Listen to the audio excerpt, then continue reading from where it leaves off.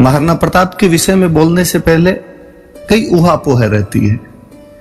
एक तो यह रहता है कि महाराणा प्रताप भारत के वो हीरो हैं जिनके बारे में बच्चा बच्चा जानता है, तो लगता है कि इनके बारे में अपने क्या बोलेंगे जब सब लोग इनके बारे में जानते हैं, तो इनके बारे में क्या बोला जाना चाहिए। फिर मुझे कई बार लगता है कि महाराणा प्रताप के बारे में जो सामान्य जानकारियां हमारे पास में है उनमें कई भ्रांतियां हैं। उन भ्रांतियों को दूर कर पाऊं, जितने लोगों को मैं बता पाऊं उतना तो कम से कम हो पाए। तो कहानी का ट्विस्ट यहीं से है। इस कहानी में आगे यह पढ़ते हैं कि तथा 9 मई 1540 को उदय सिंह के घर पर महाराणा प्रताप के रूप में उनके ज्येष्ठ पुत्र का जन्म होता है। 72 में उदय सिंह का गोगुंदा में होली के त्योहार के दिन मृत्यु होती है। बहुविवाह प्रथा हुआ करती थी राजस्थान में। राणा उदय सिंह का अपनी एक भटियाणी रानी धीर कंवर के साथ में लगाव था और वो धीर कंवर के पुत्र जगमाल को राजा घोषित कर देते हैं। उन दिनों राज परिवारों में एक प्रथा हुआ करती थी कि जो पुत्र अगला राजा बनेगा वह पिता के अंतिम संस्कार में भाग नहीं लेता था। स्वाभाविक सी बात है कि यदि जगमाल अगले राजा बनेंगे तो जगमाल उदय सिंह के अंतिम संस्कार में भाग लेने के लिए नहीं जाएंगे। राणा प्रताप अंतिम संस्कार में भाग लेने के लिए पहुंचे। चूंकि राणा जी की डेथ हुई थी इसलिए मेवाड़ की सारी जनता, मेवाड़ के बड़े बड़े सामंत वहां पर उपस्थित थे। अक्षराज सोनगरा जो कि प्रताप के ननिहाल पक्ष से थे, उन्होंने वहां पूछा कि राणा प्रताप यहां क्या कर रहे हैं, क्योंकि सबको लगता था कि ज्येष्ठ पुत्र राणा प्रताप है तो स्वाभाविक सी बात है कि अगले राजा राणा प्रताप बनेंगे। लेकिन जब उन्हें वहां पर पता चला कि अगले राजा राणा प्रताप नहीं बनकर अगले राजा जगमाल बनने जा रहे हैं, तब उन्होंने चुंडा के वंशजों कृष्णदास और सांगा की तरफ देखकर कहा कि हे चुंडा के वंशधरों, मोकल के समय से यह रिवाज चलता आ रहा है कि मेवाड़ की राजगद्दी का वारिस कौन होगा। कहा गया कि जगमाल राजा नहीं बनके प्रताप को राजा बनाया जाना चाहिए। इस बात पर चुंडा के वंशज सलुंबर के सामंत कृष्णदास चुंडावत ने कहा कि यकीनन यह हम सलुंबर वालों का अधिकार है कि मेवाड़ का जो अगला राजा है वो राणा जी तय नहीं करेंगे, मेवाड़ का अगला राजा हम तय करेंगे। इस प्रकार गोगुंदा में मेवाड़ की जनता तथा मेवाड़ के सामंतों द्वारा प्रताप को राजा घोषित किया गया था। इस बात पर ध्यान दिया जाए, वो राजस्थान के एकमात्र राजा हैं जिनको राज्य बपोती में नहीं मिला बल्कि जनता के द्वारा दिया गया था। यह राजतंत्र में लोकतंत्र की स्थापना है। कोई राजा किस कदर अपनी जनता में लोकप्रिय रहा होगा कि उसके राजतिलक के समय जनता पूर्व राजा की आज्ञा का उल्लंघन करते हुए जगमाल को हटाकर प्रताप को राजा बना देती है। मुझे लगता है ये 1572 में प्रताप का वो जो 28 फरवरी 1572 को होली के दिन राजतिलक है, वो अपने आप में आगे की तमाम घड़ियों की तरफ, आगे की तमाम घटनाओं की तरफ इशारा कर रहा था कि मेवाड़ की दशा और दिशा दोनों क्या होगी। राजा बनने के तुरंत बाद में जब अकबर अपना गुजरात का अभियान समाप्त करके अकबर की सेना आगरा की तरफ लौट रही थी, राणा प्रताप द्वारा उस गुजरात से आगरा की तरफ जाती हुई सेना को बीच में रोककर उस सेना से दंड वसूल लिया जाता है। अकबर इस बात से खिन्न था और अकबर यह भी चाहता था कि जब संपूर्ण भारत को वह अधिकार में लेना चाहता है तो मेवाड़ जैसा राज्य जो कि दिल्ली के ठीक नाक के नीचे बैठा है वह स्वतंत्र कैसे रह सकता था। 1568 में वो चित्तौड़ पर कब्जा कर चुका था लेकिन मेवाड़ महाराणा ने उससे संधि नहीं की थी। अकबर ने प्रताप को समझाने के लिए कई दूत भेजा। तमाम लोग जानते हैं इस बारे में, उस तरफ नहीं जाना चाहूंगा। यह प्रताप के स्वाभिमान का प्रतीक है कि उन्होंने हर बार उन दूतों को बेरंग लौटाया था। एक बात की तरफ मैं इशारा करूंगा कि जब तीसरे दूत के रूप में आमेर राजा साहब भगवान दास जी आए थे और उन्होंने जब प्रताप को कहा कि आपको संधि कर लेना चाहिए, तो प्रताप उनको कहते हैं कि आज के ठीक लगभग 50 साल पहले मेरे जो दादाजी थे उनके झंडे के नीचे राजस्थान के तमाम लोग अकबर के दादाजी के खिलाफ लड़े थे जब हम खानवा के युद्ध में सांगा के नेतृत्व में बाबर के खिलाफ लड़ रहे थे, और उसमें आमेर के महाराज पृथ्वीराज भी हमारे झंडे के नीचे लड़े थे। भगवान दास जी, आप मुगलों के खिलाफ अपना झंडा खड़ा कर लीजिए, मैं आपके झंडे के नीचे लड़ने के लिए तैयार हूं, लेकिन मैं मुगलों के झंडे के नीचे लड़ने के लिए कतई तैयार नहीं होऊंगा। ये चीजें बताती है कि महाराणा प्रताप में विदेशी आक्रमणकारियों के प्रति शुरुआत से कैसा विजन था, कैसी दृष्टि थी। वो समझते थे कि देश की एकता के लिए आपस में एकजुट होना आवश्यक है, तभी हम विदेशी आक्रमणों का जवाब दे पाएंगे। मैं हल्दी घाटी वाले युद्ध की तरफ फिर बाद में जाऊंगा, लेकिन मैं उससे पहले कई बातों की तरफ और इशारा करना चाहूंगा। प्रताप का राज तिलक मुझे एक चीज की और याद दिलाता है कि प्रताप का राज तिलक जनता द्वारा किया गया, जगमाल को नकार दिया गया।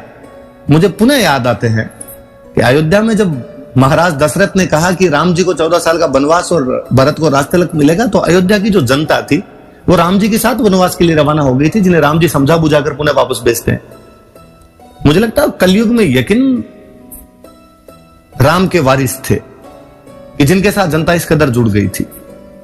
हो भी क्यों ना, महाराणा प्रताप सूर्यवंशियों के उसी कुल से बिलोंग करते थे जिस कुल के 64वीं पीढ़ी के अंदर भगवान श्री राम हुए थे और 210वीं पीढ़ी के अंदर जाके महाराणा प्रताप का जन्म हुआ था। महाराणा प्रताप के बारे में अक्सर एक बात और कही जाती है। अक्सर कहा जाता है कि खूब सारे लोग आगे कह देते हैं महाराणा प्रताप अकेले पड़ गए थे, अन्य राजाओं ने उनका साथ नहीं दिया था, अकेले थे फिर भी देखो उन्होंने संघर्ष किया। तो मुझे लगता है यार इन लोगों ने इतिहास को ढंग से जाना ही नहीं, इतिहास को ढंग से पढ़ा ही नहीं। यदि आप महाराणा प्रताप के समय की सिचुएशन देखेंगे तो आप पाएंगे कि उस समय बांसवाड़ा के प्रताप सिंह, डूंगरपुर के आस्करण, मेवाड़ के राणा प्रताप, मारवाड़ के चंद्रसेन, सिरोही के राव सुल्तान, जालोर के ताज खान और इडर के नारायण दास।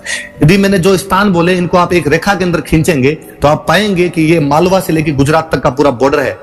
इस बॉर्डर में जितने राजा थे वो तमाम लोग एक साथ थे। रणनीतियां बदल गई थी। इससे पहले राजस्थान के राजाओं की एक होने की रणनीतियां ये होती थी कि सारे के सारे जो राजा है वो एक झंडे के नीचे एक मैदान में जाके लड़ेंगे, जैसा कि खानवा के अंदर लड़े थे। लेकिन इस बार कहा गया कि नहीं, ऐसा नहीं किया जाए। सब अपने अपने राज्यों के अंदर मुगलों की खिलाफत करेंगे, सब अपने अपने राज्यों में मुगलों के खिलाफ लड़ेंगे। इसलिए तमाम राजा अपने अपने राज्यों में लड़ रहे थे। यही कारण है कि राणा प्रताप के समय में अकबर राजस्थान में एक सिंगल युद्ध नहीं जीत पाया है। कोई युद्ध नहीं जीता उस व्यक्ति ने। राजस्थान में तमाम युद्ध हार गए थे। मुझे आंकड़ों में, संख्याओं के अंदर बड़ी रुचि रहती है। जब मैं ये देखता हूं कि 1581 में मारवाड़ महाराजा चंद्रसेन राठौड़ अकबर से अजमेर छीन लेते हैं। 1582 में दिवेर के विश्व प्रसिद्ध युद्ध में, जिसकी मैं आगे खूब सारी बातें करूंगा, राणा प्रताप पूरी मुगल सेना को मार देते हैं। और 1583 के उस विश्व प्रसिद्ध दत्तानी के युद्ध में, जिसका महत्व सिरोही के इतिहास में उसी प्रकार का है जो महत्व मेवाड़ के इतिहास में हल्दी घाटी का है, सिरोही के राजा राव सुल्तान मुगलों की पूरी आर्मी मार देते हैं। मुझे लगता है 81, 82, 83 लगातार 3 साल मुगलों को 3 लगातार डिफीट, बुरी वाली डिफीट अकबर के दिमाग में ये बिठा गई थी कि अब राजस्थान में कोई अटैक नहीं करने हैं। इसलिए 85 के बाद में राजस्थान में पूरे के पूरे मुगलों के अटैक बंद हो गए। उसमें क्या भय व्याप्त हुआ होगा कि वह मुगल बादशाह जो काबुल जीत रहा है, कश्मीर जीत रहा है, उड़ीसा जीत रहा है, बंगाल जीत रहा है, पंजाब जीत रहा है, साउथ इंडिया जीत रहा है, नाक के ठीक नीचे पड़े राजस्थान पे कोई हमला नहीं करता है। राणा प्रताप की सबसे बड़ी विजय यह है कि अकबर को पूरी तरीके से बांध के रख दिया गया था और ये तमाम राजा साथ के अंदर थे, अपने अपने क्षेत्रों में लड़ रहे थे। जब मुगलों की फौज मेवाड़ के अंदर आती, उन्हीं दिनों में चंद्रसेन जी मारवाड़ में विद्रोह करते थे। जब मुगलों की सेना, आधी सेना चंद्रसेन की तरफ भाग के जाती, पता चलता कि सिरोही और जालोर में ताज खान और राव सुल्तान ने मिलकर मुगलों के कैंप उड़ा दिए। इधर तो चूंकि महाराणा प्रताप का ससुराल था तो राव नारायण दास नहीं लड़ते तो कौन लड़ते। मुगलों के आगरा से सूरत की तरफ जाने वाले जो हज यात्री हुआ करते थे, सूरत की तरफ जाने वाले उनके जो माल के काफिले हुआ करते थे, वो तक रोक दिए गए थे। मालवा और गुजरात के पूरे रास्ते ब्लॉक कर दिए गए थे मुगलों के। तो ये भी प्लीज कोई ना कहे कभी कि राणा प्रताप अकेले पड़ गए थे। इवन मुझे याद है कि बूंदी के राजा सुरजन हाड़ा, जो कि अकबर के साथ संधि कर चुके थे, उनके बेटे दुद्दा राणा प्रताप के साथ में रहे थे। डूंगरपुर के आस्करण जी जब अकबर की अधीनता स्वीकार कर लेते, अकबर से संधि कर लेते, उसके बाद उनके बेटे सहसमल प्रताप के साथ में आ गए थे। प्रताप बहुत बड़े संगठन निर्माता है। ग्वालियर के राजा रामसा तोमर अपने बेटों सालीवाहन प्रताप सिंह और भवानी के साथ में यदि हल्दी घाटी के में रणखेत रहते हैं, अफगानों का वो मूर्धन्य व्यक्ति हुतात्मा हकीम खान सूर यदि प्रताप की तरफ से लड़ने के लिए आता है, भीलों की सेना लेके, और राणा पूंजा सोलंकी यदि उस मैदान के अंदर आ डटा खड़ा होता है, ये सब चीजें बताती है कि प्रताप में मुगल विरोधी गठबंधन बनाने की पूरी संभावनाएं थी। इतिहास को जिस दिन खंगाला जाएगा, इतिहास को जिस दिन ढंग से उत्खनित किया जाएगा, उस दिन और समझ में आएगा। मैं भी एक दिन ऊहड़ राठौड़ों की ख्यात देख रहा था, तो ऊहड़ राठौड़ों की ख्यात में किस्सा है कि जैसलमेर के रावल हरराज का निधन हुआ है। सुनना मेरी बात को गौर से, कि जैसलमेर के रावल हरराज का निधन हुआ है। राणा प्रताप तथा चंद्रसेन, जो कि उस समय अकबर के खिलाफ लड़ने वाले राजस्थान के 2 सबसे बड़े राजा थे, एक साथ इकट्ठे होके रावल हरराज के शोक मनाने के लिए जा रहे हैं। पर पहले वो आबू के पहाड़ों में पहुंचे, यहां पर मुगलों के सारे कैंप उड़ाए।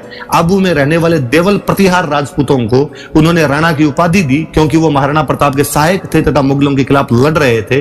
वहां से राणा प्रताप तथा चंद्रसेन दोनों नागणा पहुंचे तथा राठौड़ों की कुलदेवी नागणची माता की दोग लगाई। यहां से दोनों हर राज के पहुंचे, वहां पर शोक प्रकट किया। उसके बाद चंद्रसेन पुनः मारवाड़ की तरफ आ गए। प्रताप ने सिंध की तरफ आक्रमण किया, वहां मुगलों के जो भी कैंप हुआ करते थे उन मुगलों के कैंप से दंड वसूल किया, वहां से पैसे वसूल किए और उसके बाद पुनः मेवाड़ की तरफ आ गए थे। और यहां कोई इतिहासकार आके कह देता है कि राणा प्रताप अकेले पड़ गए थे। कम्युनिस्ट इतिहासकारों द्वारा लिखे गए इतिहास को पढ़कर आकर कोई कह देता है कि सब लोग अपने अपने स्वार्थ के लिए लड़ रहे थे। वो राजस्थान की एकता के लिए लड़ने वाला हुतात्मा था। भले ही पश्चिमी राजस्थान की कुछ रियासतें मुगलों के साथ में चली गई थी, लेकिन जितने उनके साथ में थे उन सब का उन्होंने गठबंधन बना लिया था। राणा प्रताप के बारे में मुझे एक बात और बड़ी जोरदार लगती है, ऐसा आपने कभी पहले नहीं देखा होगा। भील जनजाति है।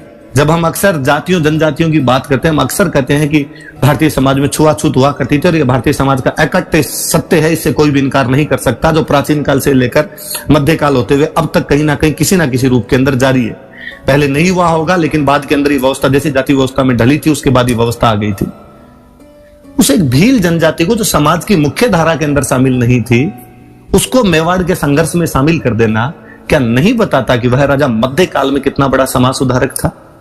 मुझे इस बात की बड़ी पीड़ा और ठेस रहती है हमेशा कि महाराणा प्रताप को किस तरह हमने हल्दी घाटी के युद्ध में बांध कर रख दिया है। हमें तीसरी क्लास से एक ही बात पढ़ाई गई कि महाराणा प्रताप एक बहुत बड़े योद्धा थे और उन्होंने हल्दी घाटी का युद्ध लड़ा था। कम्युनिस्ट इतिहासकार तो फिर यहां तक कहेंगे कि हल्दी घाटी युद्ध में प्रताप हार भी गए थे, पर चूंकि उन्होंने संघर्ष किया था इसलिए तुम उनको पढ़ लो।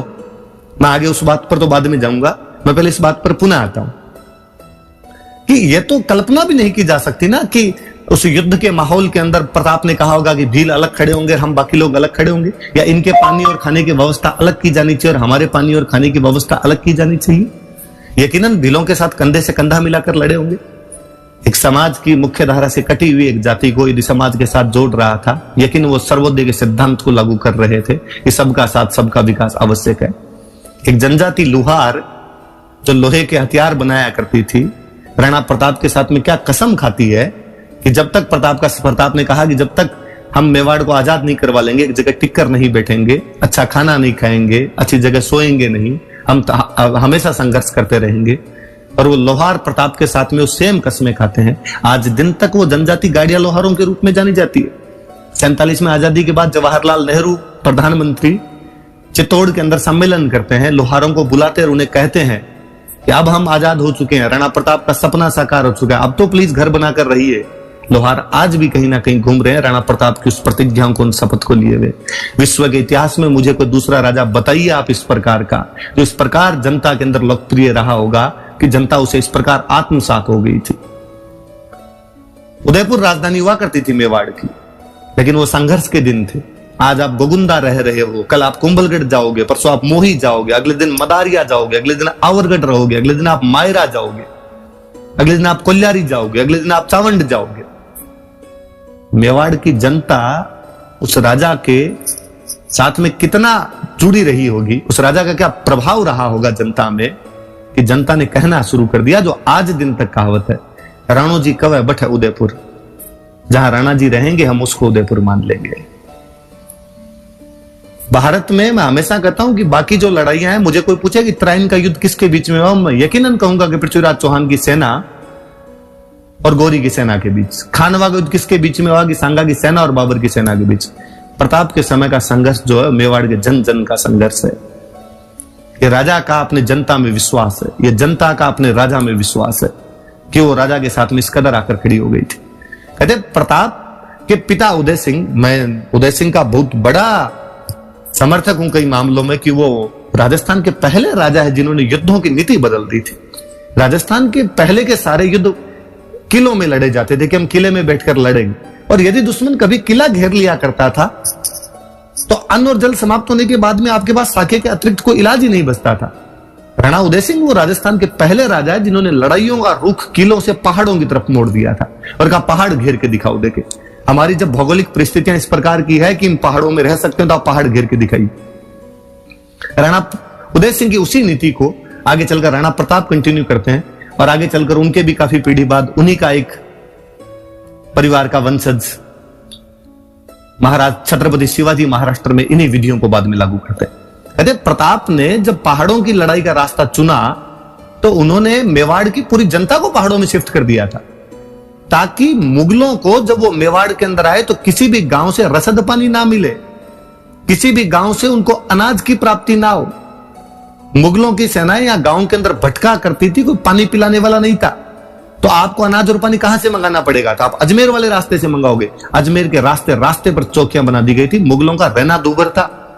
मेवाड़ के अभियान उनके लिए इतने महंगे, इतने कष्ट कर रहे थे कि 1585 के बाद में अकबर ने तौबा कर ली थी कि हम बाकी पूरे भारत में अटैक कर लेंगे, लेकिन यहां पर मेवाड़ के अंदर अटैक नहीं करेंगे। मैं अक्सर कई बार मेरे साथियों से मजाक में कहता हूं कि अकबर ने कहा होगा कि यार मुगलों तुम क्यों नहीं अंदर जा पा रहे, प्रताप को क्यों नहीं पकड़ पा रहे हो? और मुगलों ने कहा होगा कि सर मुगल हैं, गूगल थोड़ी है, इन भौगोलिक परिस्थितियों के अंदर हम कैसे घुस सकते हैं, यहां पर हम कैसे जा सकते हैं? कहते प्रताप ने तब एक ऐलान करवाया था कि कोई भी मेवाड़ का व्यक्ति मुगलों को किसी भी प्रकार की सहायता नहीं देगा। तो एक मुगलों के कमांडर ने उंटाला के किले के पास में एक किसान को कहा कि तुम हमारे लिए सब्जियां उगा दो यार कुछ। उस किसान ने कहा कि प्रताप की आज्ञा है कि कोई भी सब्जी नहीं उगा सकता, कोई भी मुगलों को किसी प्रकार की सहायता नहीं देगा, और यदि मैंने दिया तो मुझे दंड भोगना पड़ेगा। उस मुगल सूबेदार ने हंस के कहा कि यार हमारे एकदम पास में बैठा है, क्या कर सकता है राणा प्रताप तेरा? और उस व्यक्ति ने मुगलों के लिए सब्जियां उगानी शुरू कर दी। राणा प्रताप को लगा कि आज्ञा सबके लिए बराबर होती है, आज्ञाओं के जब उल्लंघन होने लगते हैं तो शासन चलना दुरू हो जाता है, फिर शासन का लोगों से भय समाप्त होता है, शासन का दंड हमेशा रहना चाहिए। राणा प्रताप एक दिन अचानक रात को हमला करते हैं, उस मुगल टुकड़ी जो वहां पे थी उसके लोगों को और उस किसान को दोनों को मार देते। इन्हें आज्ञाओं का उल्लंघन नहीं किया जाता, सरेआम अंदर घुसकर और वापस निकल कर आ गए थे। यह घटना बताती है कि नहीं, आपको मेरे साथ में मेरे तरीकों से लड़ना पड़ेगा, तभी हम सफल हो पाएंगे। कि कितने क्लियर थे वो इन चीजों के अंदर कि जो है चीजें उनको उसी रूप के अंदर लिया जाना चाहिए। अक्सर धर्मनिरपेक्षता का चोला भारत के लोग एक तरफ ही पहना देते हैं, दूसरी तरफ बातें नहीं की जाती है। प्रताप कितने धर्मनिरपेक्ष रहे होंगे कि हाकिम खान सूर नाम का एक अफगान उनकी हरावल का नेतृत्व कर रहा था। इस बहादुर पठान के बारे में कहा जाता है कि वो मर गए थे, लेकिन उनका हाथ तलवार पर ही जकड़ा रहा था। जालोर के ताज खान जो एक और अफगान थे, प्रताप के लिए मुगलों के खिलाफ लड़ रहे थे। यही क्यों भामाशाह और ताराचंद दोनों भाई जैन थे। नासिरुद्दीन नाम का चित्रकार उनके दरबार में एक मुसलमान हुआ करता था। यकीनन वो अकबर की सांप्रदायिक सोच, जो उसकी हिंदू विरोधी नीतियां थी, उसके खिलाफ थे, वो किसी धर्म के खिलाफ नहीं थे सीधे सीधे तौर पर हां, यदि तुम हमारे धर्म को हानि पहुंचाओगे तो हम हिंदुआ सूरज कहलाते हैं, उसके लिए लड़ना हमारा स्वाभाविक सी बात है, उसके लिए हम लड़ेंगे।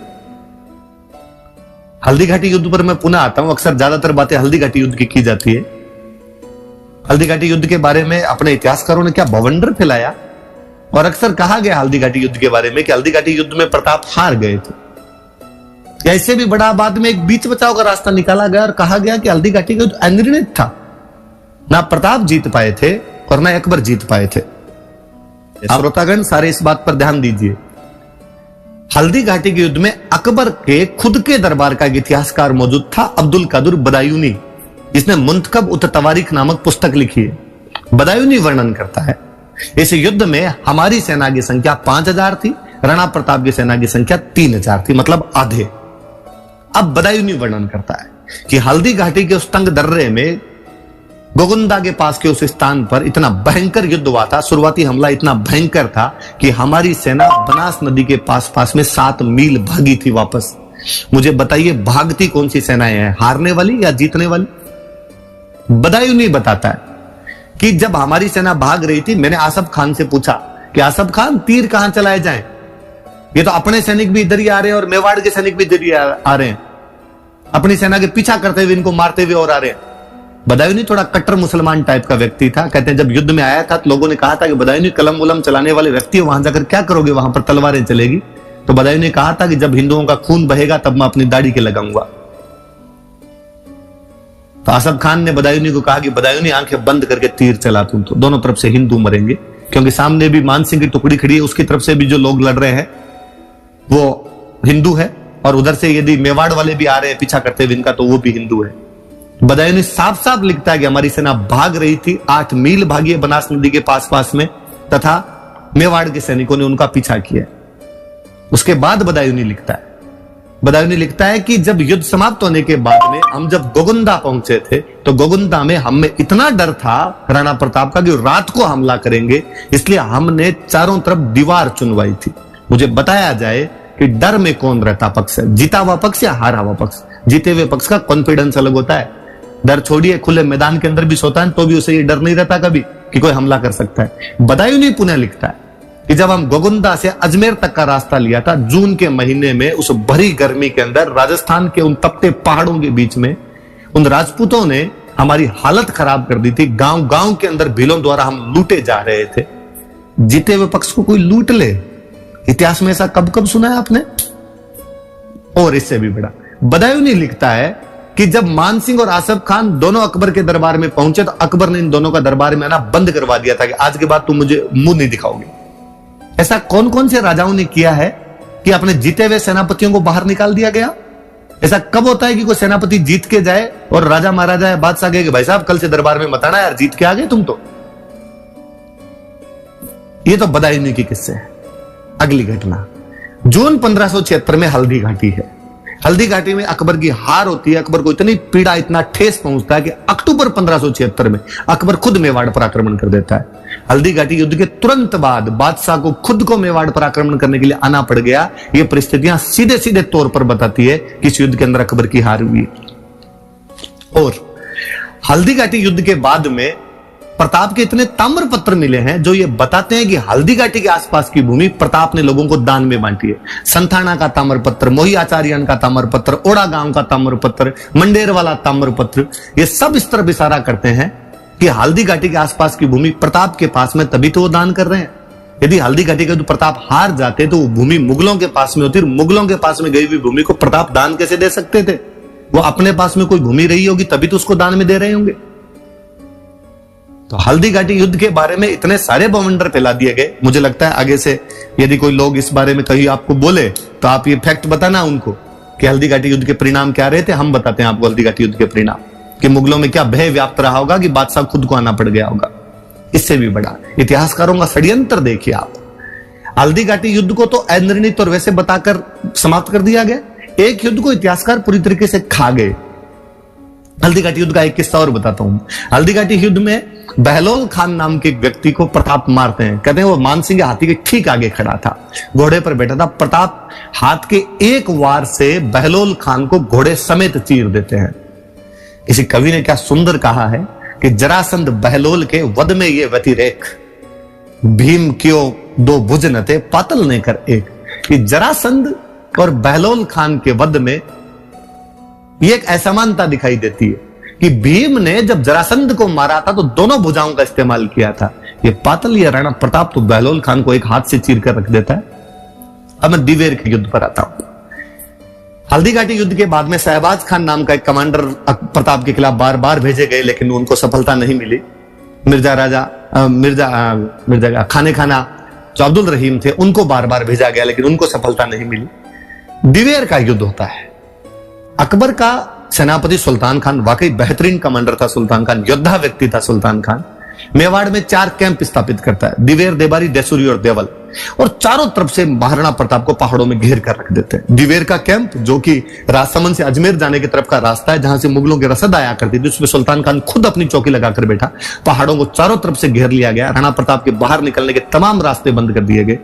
वाकई राणा प्रताप अंदर एकदम बंद होके बैठे हुए हैं। इन्हीं दिनों में दशहरे का त्योहार आता है। दशहरे पर अपने राजस्थान में शस्त्र पूजा की परंपरा आज दिन तक रही है, पूरे भारत में ही रही है। शस्त्र पूजा के बाद में टिका दौड़ करवाया करते थे। शस्त्र पूजा के बारे में कहा जाता कि शस्त्रों को सीधे म्यान में नहीं रखना, ये कहीं ना कहीं इस्तेमाल होना चाहिए, इसलिए छोटे मोटे युद्ध किया करते थे। लेकिन इस बार राणा प्रताप के दिमाग में कुछ और ही घटित हो रहा था। मुगलों के 4 कैंप है, सुनिए इस बात को आप, दिवेर, देबारी, देसुरी और देवल। इसमें दिवेर वाले जो कैंप में मुगलों का सबसे बड़ा कमांडर बैठा हुआ सुल्तान खान। इसलिए सारे मंत्रियों की ये राय थी कि अपने को देसुरी, देबारी या देवल पर अटैक कर देना चाहिए, तो टिका दौड़ का युद्ध भी हो जाएगा और मुगलों का एक कैंप भी अपने छीन सकते हैं। राणा प्रताप ने कहा कि दिवेर पर अटैक करेंगे। कहा दिवेर पर उनकी सबसे बड़ी सुरक्षा का, तभी मुगल कभी ये नहीं सोच पाएंगे कि दिवेर पर भी आक्रमण कर सकते हैं। अक्टूबर 1582 का दिवेर का आक्रमण भारत की निश्चित रूप से सर्जिकल स्ट्राइक है, शुरुआती सर्जिकल स्ट्राइक कही जाए उसको, इसमें मुगलों की पूरी फौज मार दी गई थी। एक सिंगल बंदा मुगलों का बचकर नहीं गया था। जेम्स टोड कहता है कि वो मेवाड़ का मैराथन है।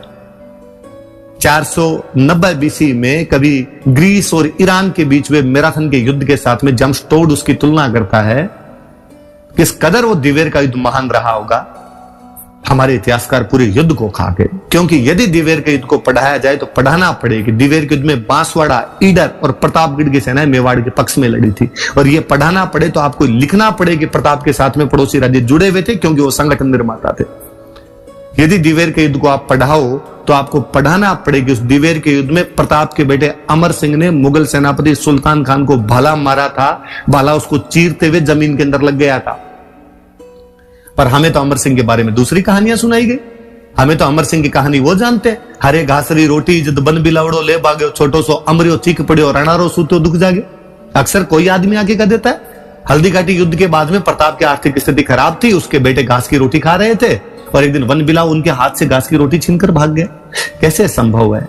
अमर सिंह का जन्म 1559 ईस्वी में हो गया था। अमर सिंह के जन्म के उपलक्ष्य में उदयपुर की स्थापना हुई, इसलिए उदयपुर की स्थापना 1559 में की गई थी। 1559 में अमर सिंह का जन्म है, इसलिए हल्दी घाटी युद्ध के टाइम में उनकी उम्र 17 साल है। हल्दी घाटी युद्ध के टाइम में वो रानियों के रनिवास की रखवाली कर रहे थे। वो अमर सिंह जिसके लिए आप कहते हो कि घास की रोटियां खा रहा था हल्दी घाटी युद्ध के बाद में, इस घटना के 6 साल बाद मुगलों के कमांडर को मारता है तो भाले समेत चीर के रख देता है। इतिहास कैसी कैसी विचित्र कहानियों से भर दिया गया। कन्हैयालाल सेठिया से मुझे कतई कोई रंच नहीं है। मैं आभारी हूं कन्हैयालाल सेठिया का, राजस्थानी होने के नाते, राजस्थानी भाषा का स्टूडेंट होने के नाते कन्हैयालाल सेठिया को सत सत नमन करता हूं। उसकी उस कविता पाथल और पिथल को सत सत नमन करता हूं। लेकिन फिर भी कविताओं के माध्यम से इतिहास नहीं पढ़े जाते। कवियों के बारे में कहा जाता है कि जहां ना पहुंचे कवि वहां पहुंचे रवि। इसलिए कवि ने अतिशोक्ति की होगी, कवि ने कल्पनाएं की होगी, लेकिन इतिहास को इतिहास की तरीके से देखा जाना चाहिए। कहते हैं सुल्तान खान को जब दिवेर के युद्ध में मार दिया गया, प्रताप घायल सैनिकों को उठाकर ला रहे थे, सुल्तान खान घायल पड़े थे।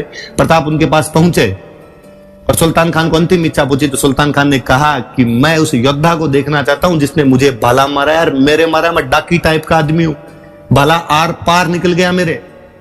कहते हैं प्रताप को लगा कि अमर सिंह कैंप में उनको बुलाएंगे, टाइम लगेगा। उन्होंने अपने पास खड़े सैनिक को कहा कि ये है, इसने तुम्हें भाला मारा था। सुल्तान खान ने कहा कि नहीं राणा प्रताप, मैं उस व्यक्ति को पहचानता हूं, उसकी आंखों की लालिमा देखी है मैंने, किस कदर गुस्सा रहा होगा उस नवयुवक में।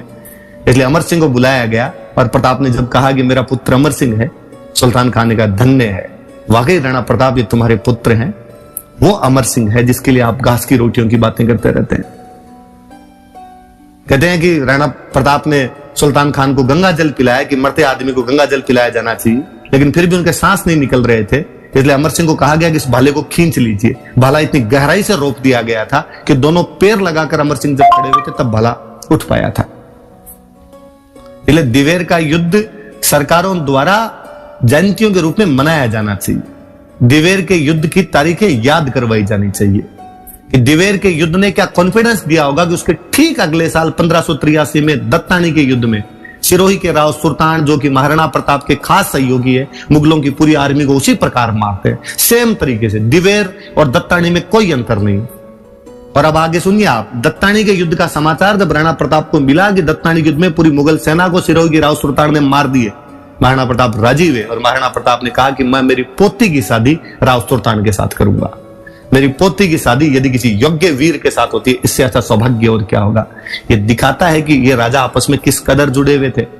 मुझे तो इस जुड़ाव पर एक बात हमेशा और याद आती है कि शाहबाज खान ने जब कुंभलगढ़ पर अटैक किया था तो उसने मान सिंह और भगवान दास दोनों पिता पुत्र को वापस भेज दिया था अकबर के पास में और कहा था कि मुझे राजस्थान के राजाओं पर भरोसा नहीं है, क्योंकि मान सिंह और भगवान दास अपनी तरफ होने के बावजूद भी राणा प्रताप की सहायता कर सकते हैं, इसलिए इनको आप अपने पास वापस बुला लीजिए। और अकबर ने हल्दी घाटी युद्ध के बाद में यहां राजस्थान के सेनापतियों को राणा प्रताप के खिलाफ भेजना बंद कर दिया था।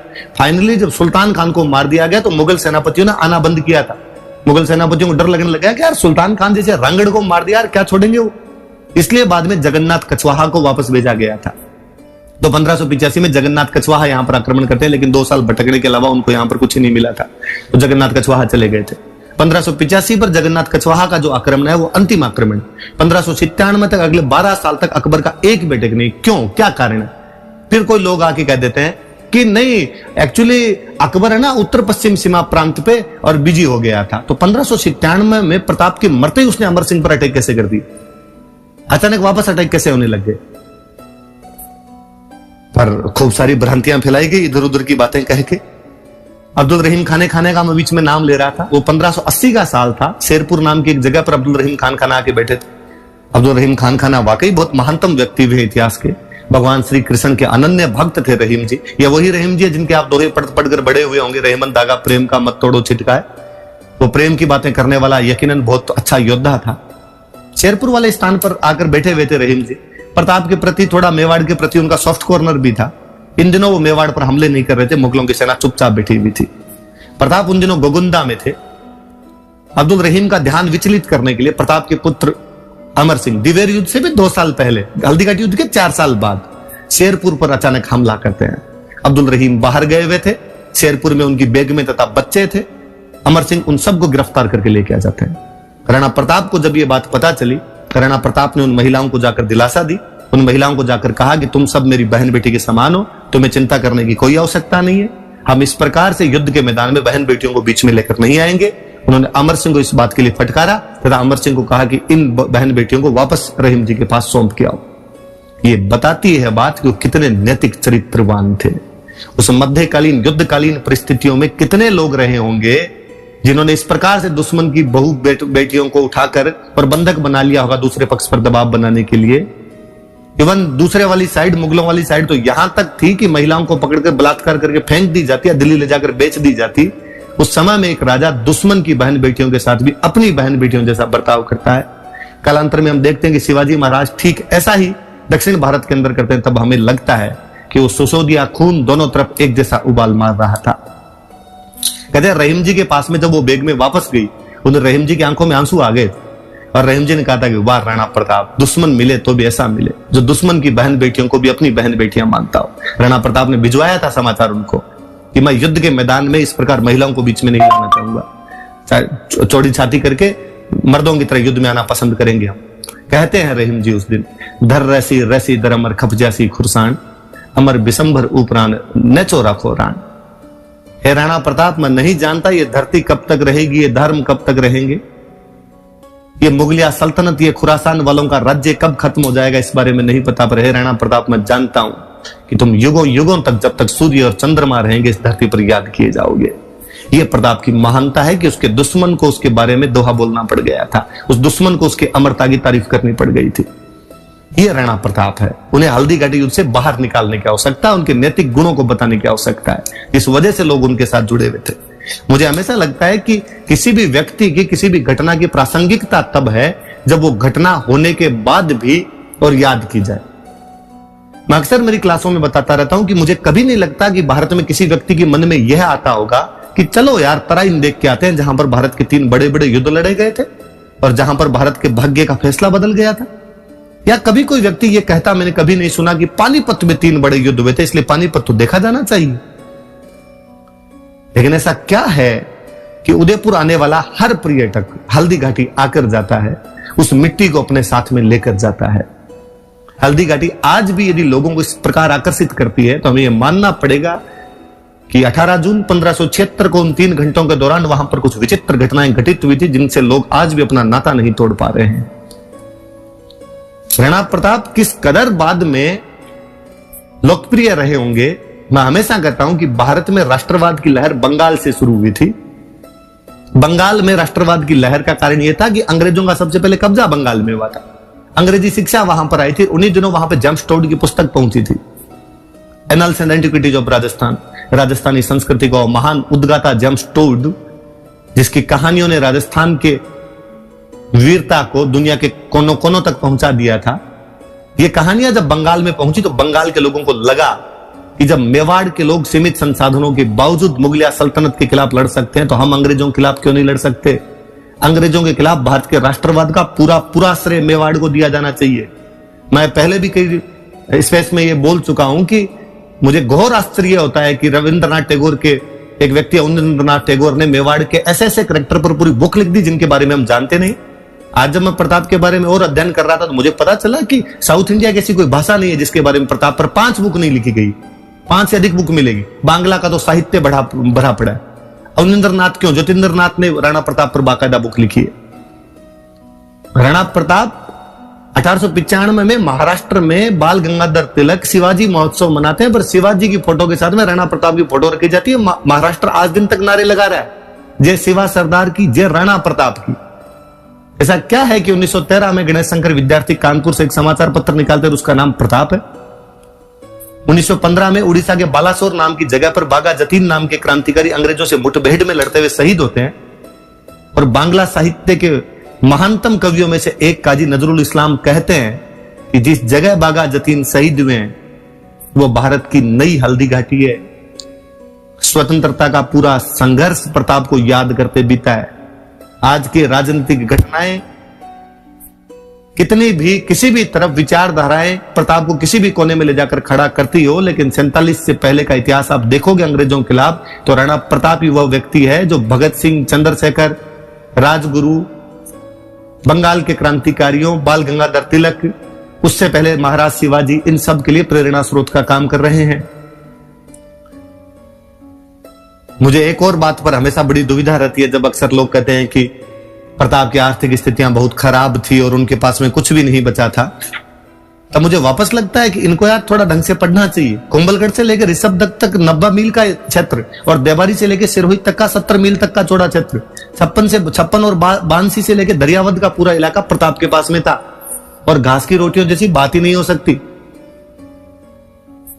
एक घटना की तरफ मैं और इशारा करना चाहूंगा। अक्सर कहा जाता है कि भाई भामाशाह ने प्रताप को अपनी संपत्ति लाकर दी थी। याद रखें आप, भामाशाह के पिता बहारमल ही प्रताप के टाइम में मेवाड़ आ गए थे। वो मेवाड़ के खजांची हुआ करते थे। उनके पास जो खजाना था वो मेवाड़ का खजाना था। यकीनन उसके अंदर भामाशाह और उनके भाई ताराचंद की खुद की निजी संपत्ति भी शामिल थी। इस बात से कतई इनकार नहीं किया जा सकता। भामाशाह और ताराचंद जब तक सूर्य और चंद्रमा रहे तब तक याद किए जाने चाहिए। आप तो ताराचंद को जानते भी नहीं होंगे। मैं इतिहास का विद्यार्थियों बता रहा हूं कि भामाशाह का भाई ताराचंद भी उतने ही बड़े दानवीर थे और उनको भी ऐसा ही याद किया जाना चाहिए।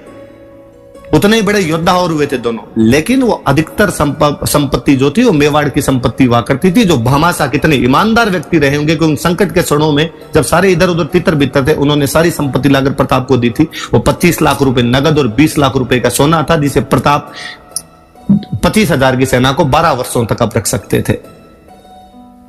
क्योंकि भामाशाह का बाद का एक वर्णन हमें और मिलता है कि भामाशाह मृत्यु से ठीक एक दिन पहले अपनी पत्नी को कहते हैं कि एक बही देकर जा रहा हूं, इसमें मेवाड़ का हिसाब है। राणा जी के संकट के क्षणों में राणा जी के पास में हिसाब पहुंचा देना उस व्यक्ति की ईमानदारी को और बताता है। ताराचंद भामाशाह के छोटे भाई थे, जिनके अनुरोध पर सादड़ी में हेमरतन सूरी ने गोरा बादल पद्मिनी चौपई नामक पुस्तक लिखी थी। पद्मावत मूवी आई थी तब खूब सारे लोगों ने कहा था कि पद्मावत मलिक मोहम्मद जायसी के उपन्यास पर आधारित है, वरना पद्मिनी जैसी कोई घटना हुई नहीं, इस प्रकार की कोई रानी नहीं थी। उन लोगों को पढ़ लेनी चाहिए हेमरतन सूरी की गोरा बादल पद्मिनी चौपई। उस समय वो भी लिखी गई है। इसलिए पद्मिनी मिथक नहीं है, वो इतिहास है, वो सत्य है। तोते जैसी कहानियों से आप उसको मिथक बनाने की कोशिश करते हैं, पर उस समय भी मलिक मोहम्मद जायसी ने, उसके अलावा भी बहुत सारे लोग इस बारे में लिखकर चले गए थे। प्रताप को अक्सर इस युद्धों से बाहर निकालने के लिए मैं हमेशा एक बात और कहता हूं कि कभी उनके कलात्मक स्वरूप की तरफ तो ध्यान दिया जाए। जब आमेर वाले उन पर लगातार अटैक हो रहे थे, आमेर वाले ज्यादा सेनापति बन के आ रहे थे, प्रताप आमेर पर आक्रमण करते हैं, मालपुरा पर कब्जा करते हैं। मालपुरा का झालरा का तालाब और नीलकंठ महादेव का मंदिर आज भी प्रताप का साक्षी है, जिसका निर्माण प्रताप ने करवाया था। शांति काल में बनी हुई उनकी चावंड की राजधानी के महल, चामुंडा माता का मंदिर और वहां की बावड़ियां, जावर माता के मंदिर का पुनर्निर्माण, ये सब बताता है कि प्रताप ने कलात्मक गतिविधियों में भी कोई कमी नहीं रखी थी। भारत की सबसे अच्छी चित्रकला राजस्थान है, राजस्थान की सबसे अच्छी चित्रकला मेवाड़ है, मेवाड़ की चित्रकला की शुरुआत चावंड से होती है और चावंड की चित्रकला की शुरुआत प्रताप के समय में भी है। प्रताप भारत की महानतम चित्रकला को शुरू करने वाले हैं और उनका मुख्य चित्रकार नासिरुद्दीन था। मुझे लगता है यार इन लाठी वाला षड्यंत्र इसी वजह से रचा है कि प्रताप की कला संस्कृति वाले पक्ष को लाया नहीं जाए। क्योंकि यदि हल्दी घाटी से प्रताप को बाहर निकालोगे तो आपको कहना पड़ेगा कि प्रताप कला संस्कृति के संरक्षक थे, और ये बताओगे तो बताना पड़ेगा कि मेवाड़ की चित्रकला उनके समय में शुरू हुई, ये बताओगे तो ये भी बताना पड़ेगा कि नसीरुद्दीन उनका मुख्य चित्रकार था। और अगली लाइन आपको जबरदस्ती लिखनी पड़ेगी कि सिद्ध करता है कि प्रताप धर्मनिरपेक्ष थे। पर चूंकि इतिहासकारों को धर्मनिरपेक्षता एक ही पक्ष की सिद्ध करनी थी, क्या विडंबना रही है भारत की कि यूपीएससी में सवाल पूछा गया कि अकबर बादशाह भारत को एक करना चाहता था, राणा प्रताप गद्दार था जो उसके अंदर रोड़ा बना हुआ था। उसके बावजूद देखिए कि 70 साल के तमाम कथित तथा कथित षड्यंत्रों के बावजूद प्रताप को यदि जनता के दिमाग से नहीं निकाल पाए हैं, इसका मतलब है कि वह व्यक्ति इतिहास का मोहताज नहीं है।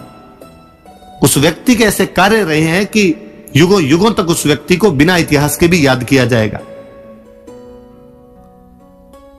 कहते हैं कि हल्दी घाटी युद्ध से ठीक एक दिन पहले मान सिंह जी शिकार करने के लिए अपने गिने चुने सैनिकों के साथ गए थे। लोगों ने कहा प्रताप को कि मान सिंह अकेले आज इन पर आक्रमण करके मार लिया जाए। प्रताप कहते हैं क्षत्रिय का धर्म नहीं है, अकेले पर क्या वार करना, करेंगे युद्ध के मैदान में ढंग से लड़ेंगे। एक बात की तरफ और इशारा करना चाहूंगा। प्रताप के दरबार में एक लेखक हुए थे चक्रपाणी मिश्र। चक्रपाणी मिश्र की 3 किताबें हैं, राज्याभिषेक, मुहूर्तमाला और विश्व वल्लभ। मैं ज्यादा डिटेलिंग में नहीं जाऊंगा, आपको बोर नहीं करूंगा। मैं इसमें एक किताब का वर्णन करना चाहूंगा, विश्व वल्लभ। विश्व वल्लभ नाम की जो किताब है ये एग्रीकल्चर साइंस की बुक है। वास्तुकला और एग्रीकल्चर साइंस के बारे में बताती है कि बावड़ियों वगैरह का निर्माण कैसे करवाया गया, खेती कैसे की जानी चाहिए, और खेती में भी स्पेशली हॉर्टिकल्चर। ऐसा कहा जाता है कि ये बुक प्रताप के कहने पर चक्रपाणी मिश्र द्वारा लिखी गई थी। इस बुक को जब आप पढ़ेंगे तो लगेगा, हैरानी होती है कि वह व्यक्ति जो इतिहास के महानतम योद्धा के रूप में याद किया जाता है, इन बातों की कितनी सटीक, गूढ़ और गहरी जानकारियां रखता था कि कौन से फल कब उगाए जाने चाहिए, कौन सी फसल कब उगाई जानी चाहिए, उन्हें कौन सी ऋतु के अंदर पानी दिया जाना चाहिए, उनकी कब कटाई की जानी चाहिए, उनमें कौन से कीट लग सकते हैं, उनमें कौन सी दवाई दी जानी चाहिए। विश्व वल्लभ नाम की वो किताब प्रताप के एक अलग पहलू की तरफ इशारा कर जाती है। प्रताप द्वारा उन दिनों खूब सारी बावड़ियों का निर्माण करवाया गया, क्योंकि पानी की आवश्यकता है। आप अलग अलग जगह जब राजधानियां बनाओगे, उन सभी बावड़ियों के वास्तुकला की तमाम जानकारी उस विश्व वल्लभ में है। एक और किताब जिसका मैं जिक्र कर रहा था, राज्याभिषेक। प्रताप कितने अनुशासन प्रिय रहे होंगे कि जब उनका राजतिलक हुआ था तो उस राजतिलक के अंदर उनको यह एहसास हुआ कि यार राज्याभिषेक के बारे में ज्यादातर लोगों को जानकारियां नहीं है कि कौन सी विधियों का पालन किया जाना चाहिए। अतः उन्होंने फिर चक्रपाणी मिश्र को कहकर राज्याभिषेक लिखवाई। यह किताब इतनी पॉपुलर हुई थी कि कालांतर में भारत में जहां कहीं राज्याभिषेक किए जाते थे वहां पर राणा प्रताप के समय लिखी गई चक्रपाणी मिश्र की उस पुस्तक को मंगवाया जाता था और उसके आधार पर राज्याभिषेक की विधियां तय की जाती थी। तो प्रताप न केवल वास्तुकला में, न केवल योद्धा, न केवल चित्रकला, बल्कि ये कुछ अलग बातें जिनके बारे में आज भी मतलब सिंपली किसी बंदे को मेरे से किसी दूसरे से पूछ ले कि हॉबी क्या है, तो हमारी खूब सारी हॉबी हो सकती है, पर एग्रीकल्चर साइंस जैसी बातें, आर्किटेक्चर जैसी बातों में तो हॉबी आज भी नहीं हो पा रही, पर उस समय उनकी हॉबी हुआ करती थी। प्रताप मुझे इसलिए और लगते हैं कि वो राष्ट्र पुरुष है हमारे, जैसा कि अभी बाबू साहब ने कहा कि वो युग पुरुष है, राष्ट्र पुरुष है, कि यदि प्रताप भारत के अलावा और किसी देश के अंदर होते वो निश्चित रूप से उस देश के राष्ट्रपिता घोषित किए जाते, कि उस व्यक्ति का जो व्यक्तित्व है वो हमें खूब सारी बातें सिखाता है। प्रताप हमें यह सिखाते हैं कि भले परिस्थितियां कितनी भी विपरीत हो उसके बावजूद भी आप संघर्ष का रास्ता छोड़ नहीं सकते। प्रताप हमें यह सिखाते हैं कि अपने लोगों में किस प्रकार राष्ट्रवाद की भावनाएं भरी जाती है। उस मध्यकाल के इतिहास में छत्रगत साम्राज्य हुआ करते थे, लोगों में राष्ट्रवाद की भावनाएं नहीं हुआ करती थी, लेकिन मेवाड़ी जन जन के अंदर राष्ट्रवाद की भावनाएं यदि किसी ने भर दी थी तो निश्चित रूप से प्रताप थे। यूं थोड़ी दुर्सा आढ़ा ने कहा होगा, दुर्सा आढ़ा कहते हैं विरुद्ध छायत्री लिखी थी उन्होंने प्रताप पर, पूरी एक 76 दोहों की बुक लिखी है। उसमें वो लिखते हैं कि अकबर पत्थर अनेक कई भूपत बेड़ा कीना, कि हे अकबर तूने कई सारे पत्थरों को इकट्ठा कर लिया है, अर्थात कई सारे राजाओं ने तेरी संधियां कर ली है, लेकिन ये सारे के सारे राजा बांटे हैं। हाथ ना आयो एक पारस राणा प्रताप सिंह, लेकिन हे अकबर वो जो एक पारस का पत्थर प्रताप सिंह है वो तुम्हारे अभी तक हाथ में नहीं आया है। अकबर समद था तिह डूबा हिंदू तुर्क, मेवाड़ो तिणमाए पोयण फूल प्रताप सिंह, कि जिस प्रकार समुद्र में सभी चीज डूब जाती है, उसी प्रकार हिंदू और तुर्क भी डूब गए हैं। लेकिन मेवाड़ का राणा प्रताप सिंह वह व्यक्ति है जो कमल के फूल की भांति उस समुद्र के ऊपर ऊपर तैर रहा है। दुर्सा आढ़ा वाली ये पंक्तियां, या जैसा कि पृथ्वीराज राठौड़ बीकानेर के मूर्धन्य साहित्यकार जो हुए और जिन्होंने दोहा बोला जो अक्सर आप तमाम लोग जानते होंगे, तो मायर जन तो एड़ो जन जेड़ो राणा प्रताप, अकबर सुत्यो ओज गैन जान सिरण सांप। कहते हैं दिन पृथ्वीराज राठौड़ को उनके दरबार में अकबर ने कह दिया था कि मैंने सुना है पृथ्वीराज राठौड़ आजकल राणा प्रताप मुझे बादशाह कहने लग गया है। पृथ्वीराज राठौड़ बड़े तिलमिलाते हैं और कहते हैं कि ऐसा कतई नहीं हो सकता कि प्रताप आपको कभी बादशाह कहकर पुकारे। कहा पूछ लीजिए उनसे। पृथ्वीराज लेटर लिख के भेजते हैं, पूछते हैं उसके अंदर डिंगल की वो पंक्तियां मैं आपको हिंदी के भावार्थ में बताता हूं कि मैंने सुना है कि आजकल आप बादशाह कहने लग गए हो, इसका अर्थ है कि अब सूर्य पश्चिम दिशा से उदय होगा। राणा प्रताप मुझे तो एक बात बता दीजिए कि मुझों पर ताव देना है या अपनी तलवार से अपने शरीर के दो टुकड़े कर लूं। राणा प्रताप का रिप्लाई है कि जब तक एकलिंग जी ये शरीर का साथ देंगे तब तक राणा प्रताप के मुंह से अकबर कभी भी बादशाह नहीं कहलवा पाएगा। सूर्य उसी दिशा में उगेगा जहां पर उगता है। हे राठौड़ पृथ्वीराज, अपनी मूछों पर उसी प्रकार ताव दीजिए जैसे पहले दिया करते थे। मेरी तरफ से आपको कोई भी चिंता करने की आवश्यकता नहीं है। 1585 से 1597 ये जो 12 साल का टाइम मिला था, इन 12 साल के टाइम में प्रताप ने मेवाड़ का इंच वह कोना जो मुगलों द्वारा किसी भी रूप में शामिल कर लिया गया था वापस जीता गया है। 36 थाने तो एक साथ उठाए गए थे। 1585 से 1586 के दौरान पूरा मेवाड़ लगभग वापस ले लिया गया था। मांडलगढ़ और चित्तौड़गढ़ जो कि उनके राजा बनने से पहले निकल गया था हाथ से, और मांडलगढ़ जो उनके बाद में निकला है, ये दो किले भले ही वो अंतिम समय तक नहीं ले पाए थे और अपने अंतिम समय में भी वो इन्हीं की तैयारियां कर रहे थे। क्या विडंबना है कि वह महान योद्धा जो हर अपना पल पल युद्ध के मैदान में बिताता रहा, एक शेर के शिकार में धनुष की प्रत्यंचा को खींचते समय नाड़ियों के में आए हुए खिंचाव की वजह से बाद में उनकी मृत्यु हो जाती है। कहते हैं कि उनकी मृत्यु के टाइम में उनके श्वास नहीं निकल पा रहे थे, तो किसी ने कहा कि भाई आपके श्वास क्यों नहीं निकल पा रहे, क्या दिक्कत है, क्या चिंता है आपको? और प्रताप ने कहा कि मुझे पता नहीं ऐसा क्यों लगता है कि मेरे बाद में मेरे बेटे अमर सिंह इस संघर्ष को जारी नहीं रख पाएंगे। सलुम्बर के सामंत ने अमर सिंह का हाथ लेकर राणा प्रताप के हाथ में देते हुए कहा कि आप चिंता मत कीजिए, हम बाबा रावल की सौगंध खाकर कहते हैं कि उसी प्रकार अमर सिंह के साथ लड़ेंगे जिस प्रकार आपके साथ लड़े थे। अमर सिंह अपने जीवन में 17 युद्ध लड़ते हैं, 17 में मुगलों को हराते हैं। मैं ऐसा योद्धा जो इतिहास में खो गया पूरी तरीके से। अमर सिंह के बारे में लोग कुछ भी नहीं जानते। होता यह है कि बरगद के पेड़ के नीचे छोटे मोटे पेड़ पौधे कोई पनप नहीं सकते दूसरे। प्रताप इतने बड़े हो गए कि अमर सिंह के बारे में हमारे पास इतिहास में जानने का कोई भी साधन नहीं है, या अमर सिंह के बारे में इतना कुछ भी नहीं बताया गया, जबकि वो यकीनन योग्य पिता के योग्य पुत्र हैं। मांडल की लड़ाई में 1608 वाली में उन्होंने पूरे मुगलों को काट दिया था। मुगलों की छतरियां, कभी मांडल जाइए आप भीलवाड़ा के, वहां की बनी हुई छतरियां देखिए और आप देखिए कि मुगलों की इतनी छतरियां मांडल के अंदर कैसे हैं, तब आप पाएंगे कि अमर सिंह पूरी सेना काट गया था। यहाँ पे जगन्नाथ कछवाहा वहां पर मांडल के अंदर उस युद्ध के अंदर शहीद हुए थे। मांडल का एक और युद्ध है 1583 वाला जो मांडल का युद्ध, वो मुझे और याद आता है। इसमें राणा प्रताप मुगलों को हराते हैं। इसमें 2 व्यक्ति वीर गति को प्राप्त होते हैं, नाथा कछवाहा और खंगार कछवाहा, जिनके नाम पर बाद में कछवाहों की 2 ब्रांचेज चली है। तो मांडल के अंदर प्रताप और अमर सिंह दोनों ने जीतें दर्ज की थी। हम तो कुंभलगढ़ के उस दूसरे युद्ध के बारे में भी नहीं जानते जिसमें प्रताप पुनः विजयी रहते हैं। हम कहां जानते हैं कि ताराचंद जब मालवा की तरफ गए हुए थे भामाशाह के भाई, और जब वहां से वापस लौट रहे थे शाहबाज खान ने उनको घेर लिया था, उस युद्ध के अंदर वो घायल हो गए थे। राणा प्रताप को इतना गुस्सा आता कि मालवा पर अटैक करते और मंदसौर से मुगलों का पूरा टैक्स लेके आते हैं। हम तो इस बात को भी कहां जानते हैं कि 1591 में कनेचन के युद्ध के अंदर उन्होंने दिलावर खान को हरा दिया था, या 1591 में राजनगर के युद्ध के अंदर वो दलेल खान को हरा देते। हल्दीघाटी युद्ध के ठीक बाद 1577 में मोही पर जब कब्जा किया तो मुजाहिद बेग को यहीं पर मार दिया गया था। जून के अंदर हल्दीघाटी और अगस्त 1576 में अजमेर, गोडवाड़, उदयपुर पर आक्रमण कर लेते हैं। सितंबर में गोगुंदा पर पुनः कब्जा कर लिया गया। कितनी सारी बातें, अनछुए पहलू है। प्रताप पर इतने रिसर्च की आवश्यकता है कि जब प्रताप पर ढंग से रिसर्च किया जाएगा तब केवल प्रताप नहीं, केवल मेवाड़ नहीं, राजस्थान का इतिहास बाहर निकल के आएगा।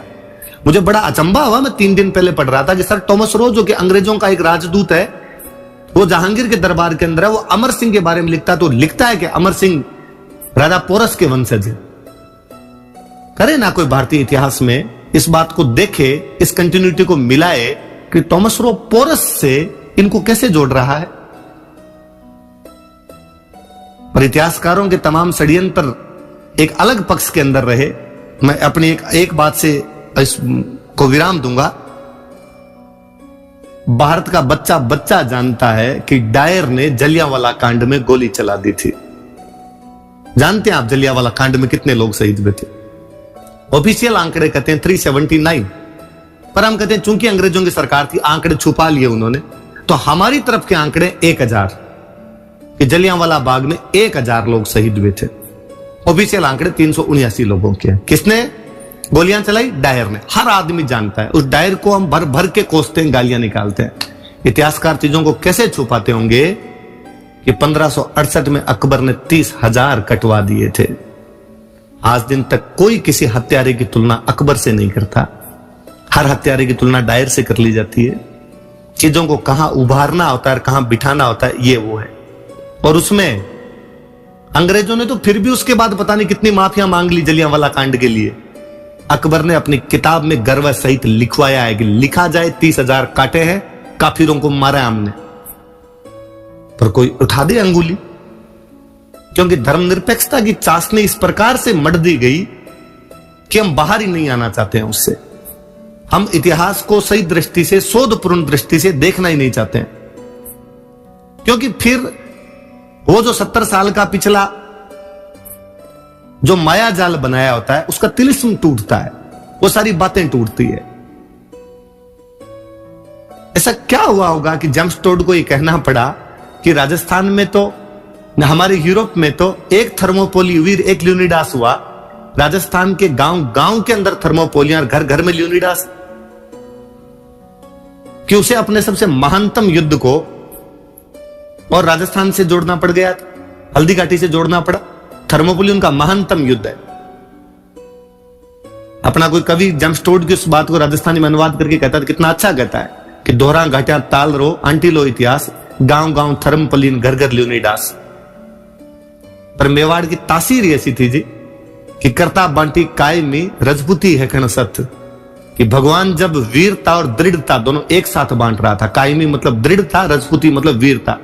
हाजर जद मेवाड़ एक बीजा लगी न हथ, उस समय केवल वहां पर एक मेवाड़ हाजिर था, अन्य लोगों को वो हाथ नहीं आ पाई थी। इस राणा प्रताप की इस जयंती की संध्या पर मैं आप लोगों को पुनः राणा प्रताप के बारे में खूब जयंती की खूब सारी शुभकामनाएं देना चाहता हूं। मैं चाहूंगा कि अगले वक्ता भी आए तथा वो बताएं, ताकि हमें और खूब सारी बातों का पता चल सके।